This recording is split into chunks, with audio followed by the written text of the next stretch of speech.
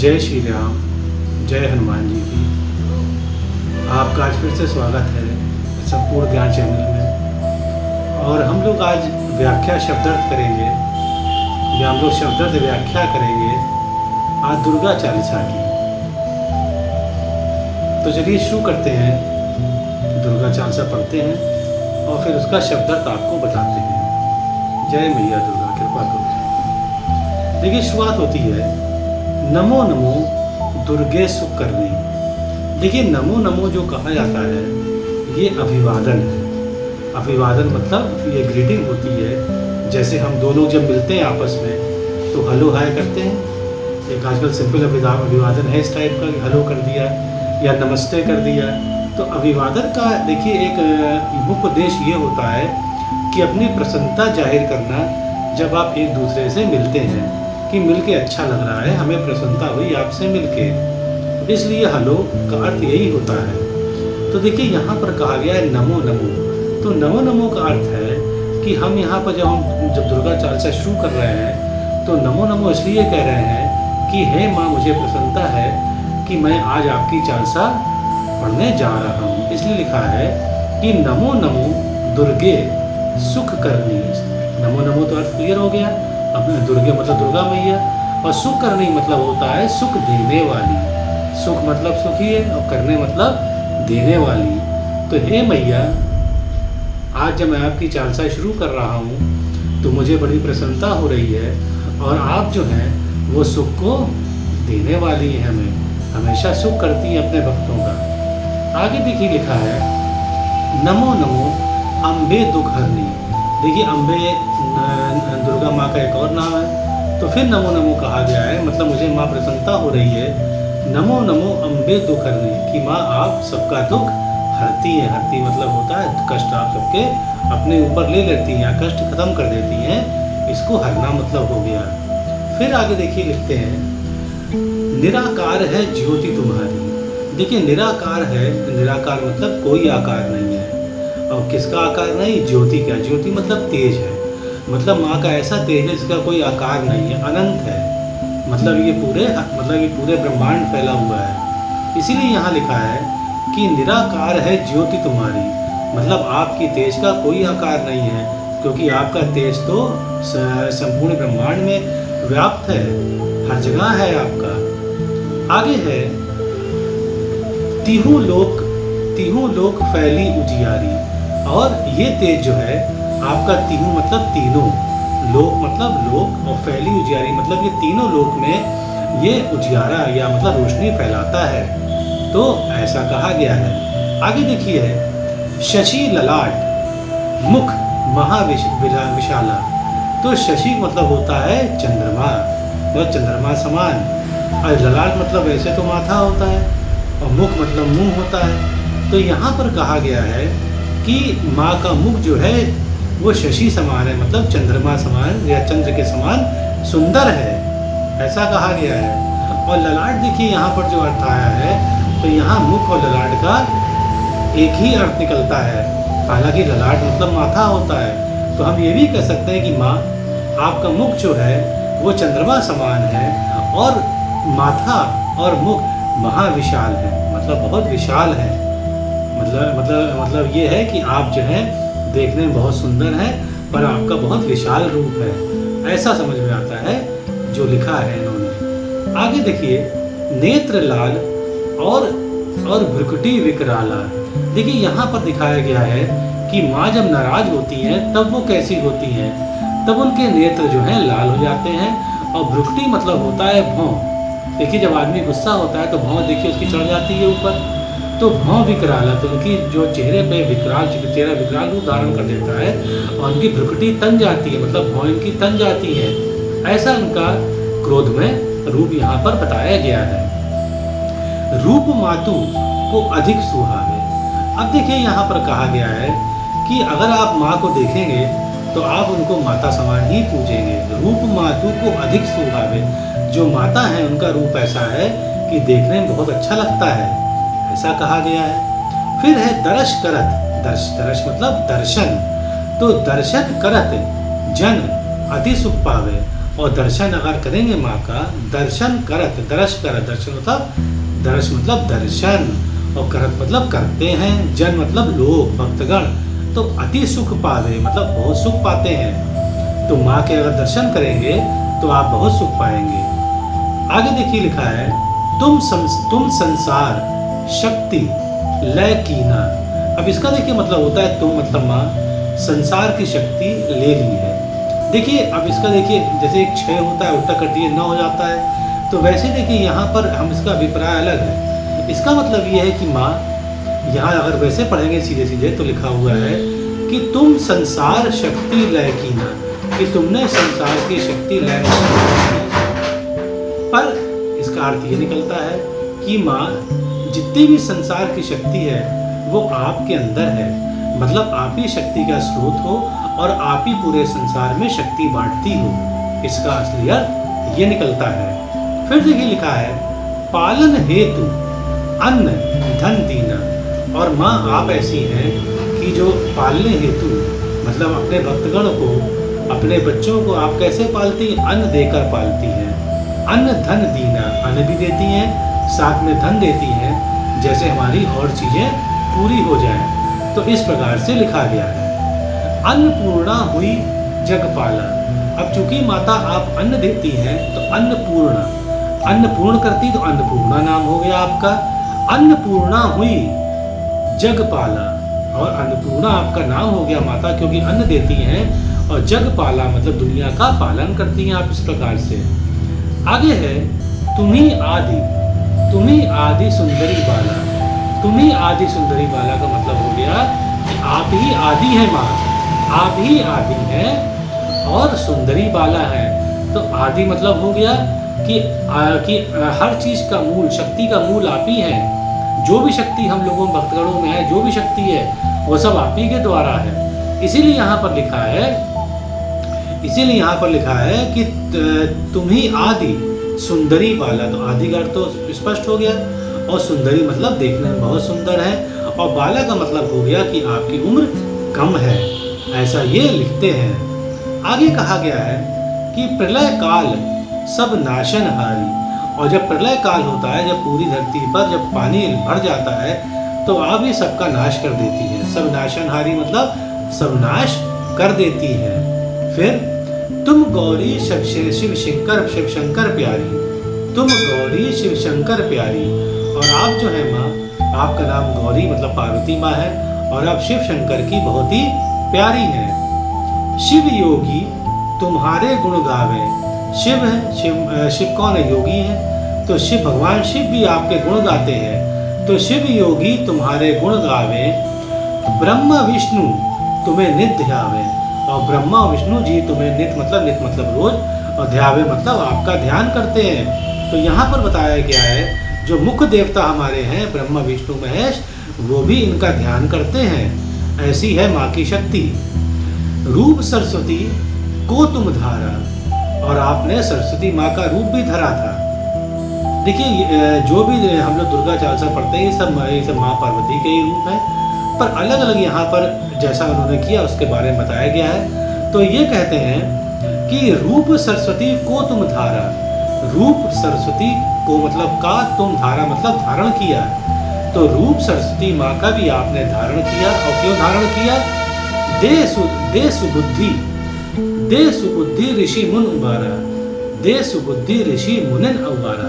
तो आपने सुबुद्धि दिया, आपने बुद्धि दिया किसको? ऋषि और मुनियों को, और उनको उबार लिया। किससे उबार लिया? जो उनकी अज्ञानता से उबार लिया। वो जो अज्ञानता के अंधेरे में थे उसमें आपने प्रकाश कर दिया अपने ज्ञान के द्वारा। ऐसा लिखा है। आगे देखिए कहते हैं, धरा रूप नरसिंह को अम्बा। और कहते हैं कि जो नरसिंह का रूप था, अम्बा मैया मतलब पार्वती माँ या दुर्गा मैया, आप ही नरसिंह का रूप धरा था। जो नरसिंह शक्ति थी वो आप ही की थी। फिर है कि प्रकट भई फाड़ कर खंबा। और फिर आपने क्या किया कि आपने खंबा जो फाड़ कर वहां पर प्रकट हो गई थी। फिर रक्षा कर ही प्रहलाद बचायो, और रक्षा करके आपने प्रहलाद को बचा लिया था। और उसके बाद हिरणाकुश को स्वर्ग पठायो, और हिरणाकुश को स्वर्ग पठायो मतलब भेज दिया। हिरणाकुश को आपने मार के स्वर्ग भेज दिया था। अब ये सवाल उठता है कि हिरण्याकुश जो है वो स्वर्ग क्यों गए। देखिए हिरण्याकुश जो थे वो आपके जय विजय थे। जय विजय मतलब जय थे और दूसरे विजय थे। यहाँ दूसरे का नाम लिखा नहीं किया है। तो इनको चूंकि इनको शाप था ये सनक ऋषि का, इसलिए हिरण्याकुश मर के वो सीधे स्वर्ग गए, इसलिए यहाँ लिखा हुआ है इस प्रकार से। आगे देखिए कहते हैं लक्ष्मी रूप धरो जगमाही, और आपने लक्ष्मी रूप धरो मतलब धर लिया, जगमाही जग के लिए, तो जग के लिए आपने लक्ष्मी माँ का रूप धरा। और श्री नारायण अंग समाई, और वो जो रूप है वो आप श्री नारायण के अंग में समा गई। मतलब ये है कि विष्णु माँ की जो अर्धांगिनी लक्ष्मी माँ कही जाती हैं, तो आप जो है विष्णु माँ के विष्णु जी के अंग समाई, इसलिए ऐसा लिखा है।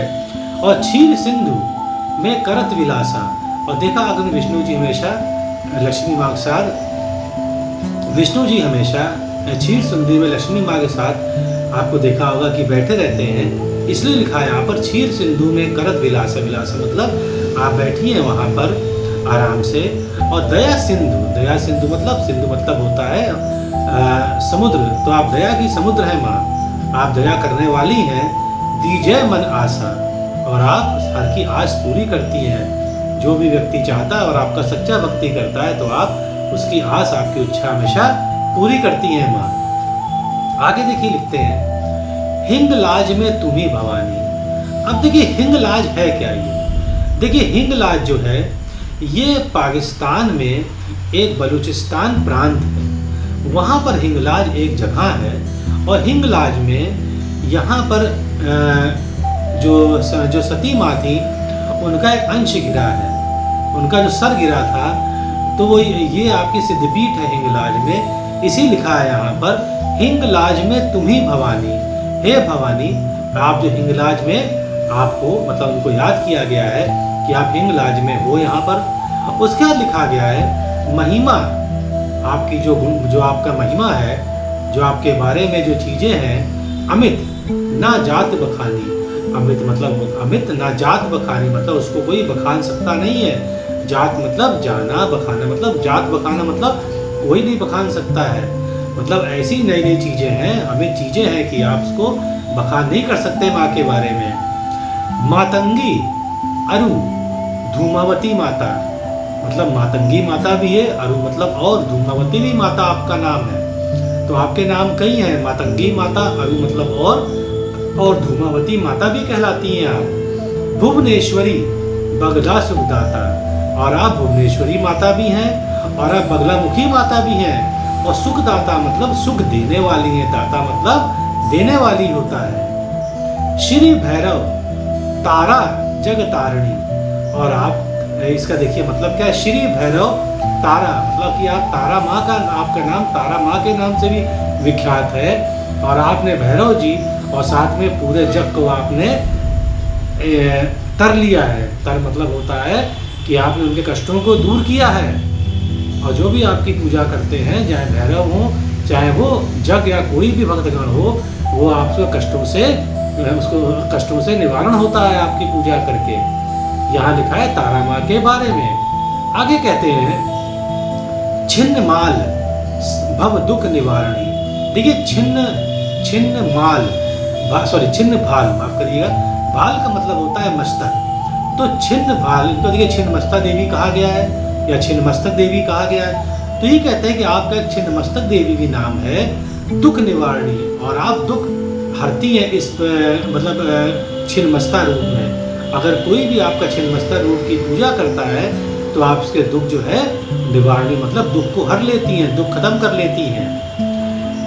केहरी वान, देखिए केहरी का अर्थ होता है कि एक ऐसा बिल्ली का समुदाय का एक ऐसा जीव होता है जो बहुत ही बड़ा होता है और जिसे गले पर बाल होते हैं। तो आप खुद सोच लें कौन है, तो सिंह के बारे में कह रहे हैं, बब्बर शेर के बारे में कहा गया है जिसके गले पर बब्बर शेर के ही बाल होते हैं। तो केहरी मतलब बब्बर शेर, वाहन, तो बब्बर शेर आपके वाहन है। माँ सो भवानी, सो मतलब अच्छी लगती है भवानी उस पर बैठ के। आप जब माँ बैठती हैं तो आप बहुत अच्छी लगती हैं। और लांगूर वीर चरत अगवानी, और लांगूर वीर कौन है? लांगूर मतलब हनुमान वीर चलत अगवानी, आपके आगे आगे चलते हैं। मतलब कि अगर कोई आप पे वार करता है तो पहले हम हनुमान जी रहते हैं, हनुमान बाबा रहते हैं और फिर आप आती है। तो ये लिखा है लांगूर वीर चलत अगवानी, कर में खप्पर, कर मतलब हाथ, तो हाथ में खप्पर खड़ग विराजे। देखिए खप्पर का मतलब होता है कटोरा। अब देखिए कटोरा बहुत, देखिए कटोरा पहले बनता था, नारियल को आप काट हटा दीजिए, फिर नारियल का जो अवशेष बचता है वो भी आधा देखिए बचता है, वो भी कटोरे का रूप होता है। पर यहाँ पर जो खप्पर कहा गया है वो कहा गया है कि जो नरमुंड मतलब कि जो व्यक्ति आदमी या नर के सिर, जो नर का सिर होता है उसको आधा काट के खप्पर बना है, उसको माँ उसमें खून भर के चलती है दुश्मनों का। तो खप्पर का मतलब हो गया यहाँ पर नर की आधी खोपड़ी, जो कि कटोरे के रूप में होती है।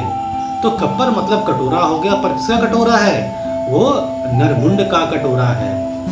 और खड्ग मतलब क्या होता है? देखिए खड्ग जो होता है वो तलवार का ही रूप होता है, पर तलवार में एक तरफ धार होती है, पर खड्ग में धार दोनों तरफ होती है। क्योंकि तो उसका प्रयोजन अगर दोनों तरफ से आप चलाते हैं तो उसे गला कट जाएगा और उसको आप भोग भी सकते हैं भाले के रूप में, इसलिए खड्ग को ऐसा बनाया गया है। तो माँ के हाथ में खप्पर है मतलब कटोरा है नरमुंड का, और वो खड्ग भी है उनके हाथ में, विराजे, विराजे मतलब उनके हाथ में है जाको देख, जाको मतलब जिसको देख काल डर भाजे, काल मतलब जो समय भी डर जाता है, समय डर के भाग जाता है, भाजे मतलब कि समय भी डर के भाग जाता है, ऐसा लिखा गया, ऐसा माँ का रूप है। सोहे अस्त्र और त्रिशूला, सोहे मतलब अच्छा लगता है माँ आपके हाथ में अस्त्र और त्रिशूल, अस्त्र और त्रिशूल माँ आपके हाथ में अच्छे लगते हैं। जाते उठत शत्रु ही है सूला, जाते उठत, जाते मतलब जैसे ही उठा तो उठाती है माँ, शत्रु ही है सूल, तो शत्रु जैसे देखता है उनमें यह मतलब हृदय में शूल, हृदय में उनकी परेशानी आती है कि माँ आप तो मुझे मार देंगी, उधर शत्रु डर जाते हैं माँ आपका रूप देख के, जब वो ऐसा रूप आपका देखते हैं। नगर कोटि में तुम ही विराजत, नगर कोटि मतलब कि अगर नगर मतलब यहाँ पर कहा गया है कि ब्रह्मांड हम कहते हैं इसको, कोटि मतलब छोटी छोटी जगह, कितनी भी जगह छोटी हो आप ही विराजती है माँ, आप ही की शक्ति है माँ वहाँ पर। तो नगर कोटि में तुम ही विराजत, तिहु लोक में डंका बाजत, तिहु मतलब तीनों, लोक में डंका बाजत, डंका मतलब कि आप ही की जय जयकार है माँ हर जगह, आप ही की शक्ति माँ हर जगह है, इसी लिखा है तिहु लोक में डंका बाजत। शंभु निशुंभ दानव तुम मारे, और फिर कह रहे हैं कि शंभु निशुंभ नाम के दानव आपने मार दिए थे माँ, ऐसा कहा गया है। और फिर लिखा है रक्त बीज शंखन सहारे संघारे, और रक्त बीज, याद करिए रक्त बीज नाम का एक राक्षस था जिसको अगर मारते थे और उसका खून की एक बूंद भी गिरती थी तो फिर से नए रक्त बीज या नए राक्षस उत्पन्न हो जाते थे। तो इसलिए यहाँ पर कहा गया है कि शक्ति बीज शंखन, शंखन मतलब असंख्य।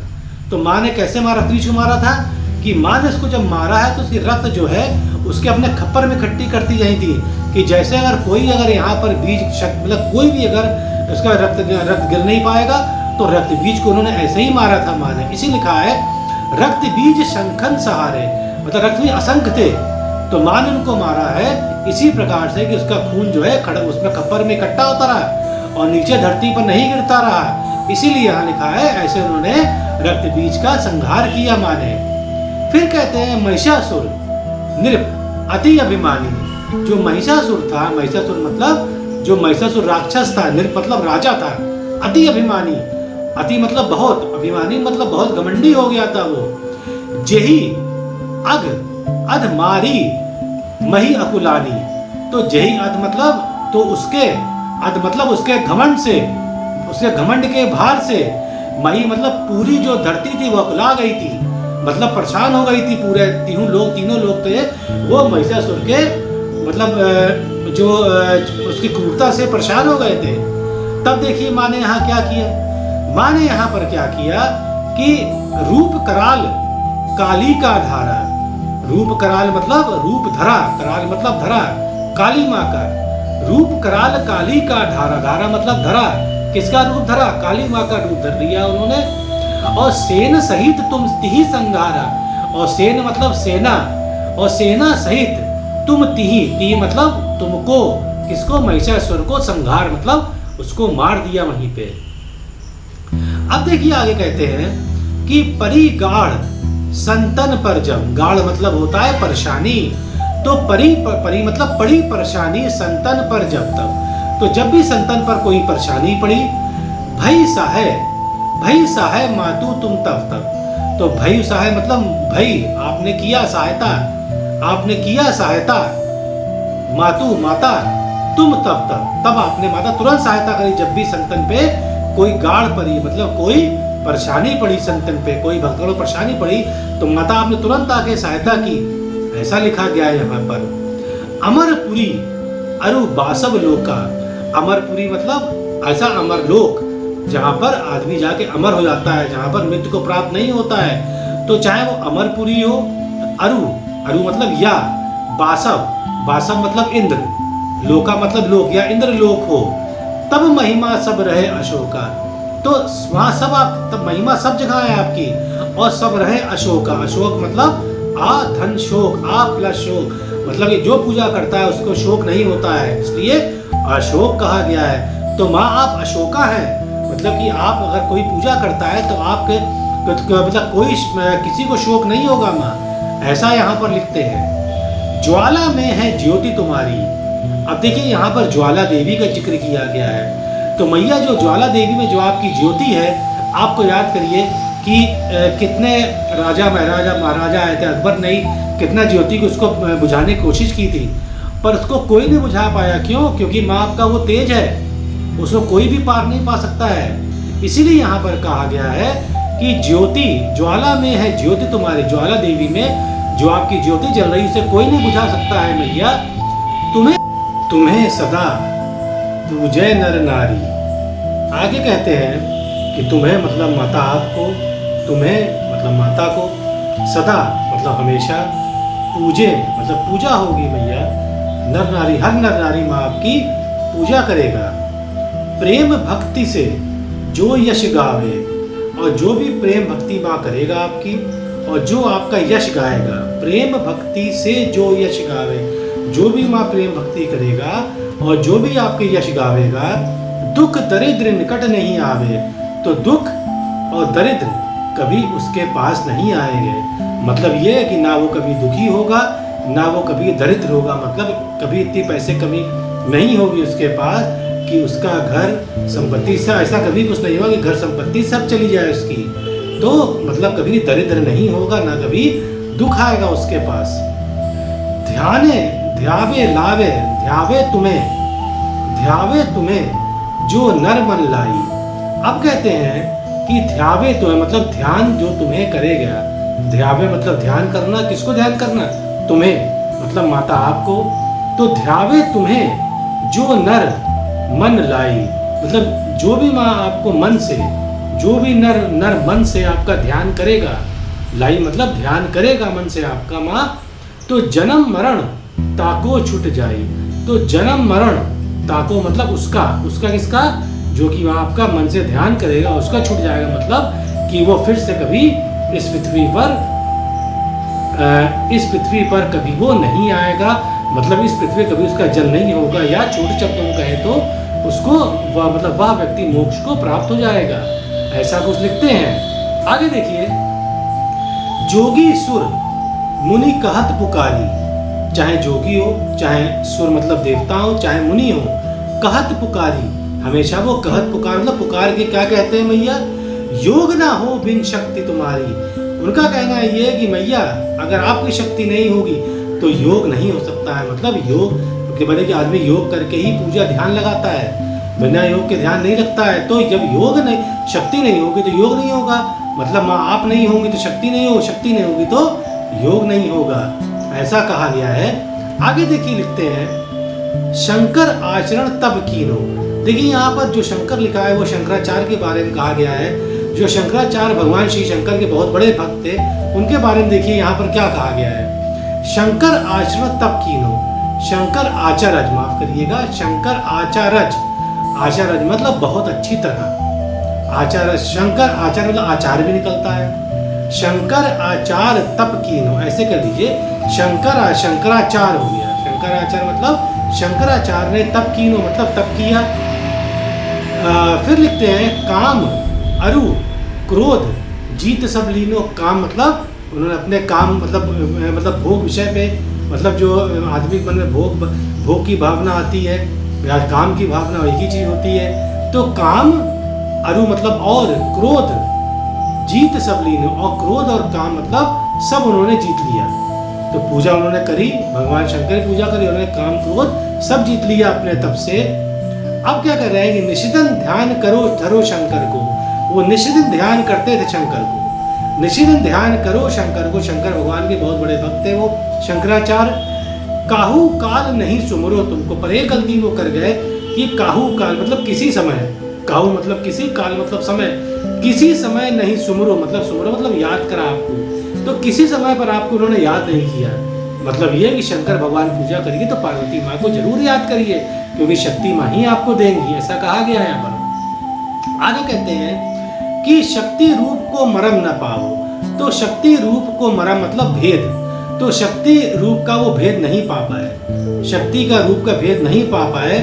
और शक्ति गई तब मन पछताया, और जब उनकी शक्ति चली गई तब वो पछताने लगे कि हे माँ क्यों मैंने आपकी पूजा नहीं करी। ऐसा कुछ यहाँ पर लिखा गया। अब देखिए आगे क्या होता है। फिर कहते हैं कि शरणागत हुई कीर्ति बखानी, जय जय जय जगदम्बा भवानी।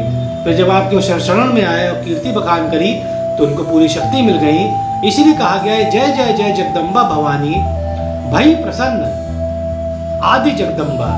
आदि मतलब बताया था हमने आपको, शक्ति का रूप आप ही से, हर शक्ति आप ही से है। तो भय प्रसन्न आदि जगदम्बा, तो मैया प्रसन्न हो गई आपके ऊपर। और देवी शक्ति नहीं की विलंब, बिना विलंब किए देवी शक्ति दे दिया, शक्ति उन्होंने आपको बिना विलंब किए, नहीं की विलंब। मोको मातु कष्ट अति घेरो, मोको मातु मतलब मुझे माता कष्ट अति घेरो बहुत घेरा हुआ है। मोको मातु कष्ट अति घेरो, मुझे माँ कष्ट बहुत घेरा हुआ है। तुम बिन कौन हरे दुख मोरो, और तुम्हारे बिना कौन मेरा दुख हर सकता है, मतलब हर मतलब खत्म कर सकता है। और फिर लिखा है आशा तृष्णा निपट सतावे।